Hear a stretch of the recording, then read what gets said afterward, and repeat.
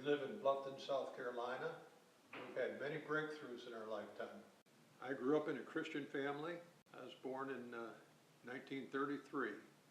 We were in the middle of the Depression. It was very difficult for my father to get a job at that time. And my mother went out and had to supplement what he could earn in order to put bread on the table. I grew up in Johnson City, New York, and my parents loved the Lord, and they served the Lord, and they were an example to my brother and I. Now, when I was 10 years old, I got my first job. I worked at the corner grocery store delivering groceries. I received 10 cents for each delivery. Some of the precious times were when at night my father would go get the Bible and our Bible storybook and start reading to us.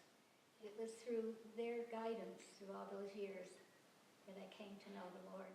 I was 12 years old, and I persuaded my mother that somehow we could put enough money together and I would go to Bible camp for a week.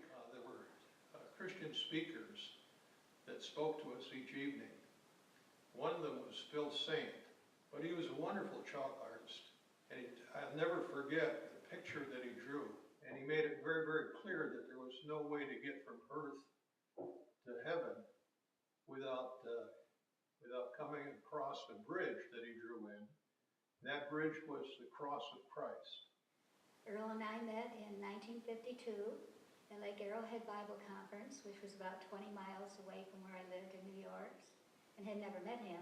I didn't know he was even going there. And I was a waitress at that time and a counselor at the camp. But you do remember 1955, right? Yes, I do. Yeah, I know you do. 1955 was a great year for Joan and I. I graduated from college. I got a job with IBM. She graduated from high school. We got married a week after she graduated from high school.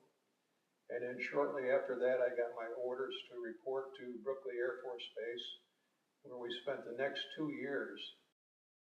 After returning from the service to IBM, where I received the opportunity to put together an operating system. Now, an operating system in those days would take about 2 to 3 years. In less than a year, we had the operating system running. So that was the first big breakthrough that I was part of in IBM. As I think of spiritual renewal, I think of it as a process where it's not just one giant step, but really it's a step-by-step process of growing closer to Jesus Christ. In the Sunday school class that I teach, we always close the class with "Walk with the King." And that's what I think I try to do day by day, is to walk with the King.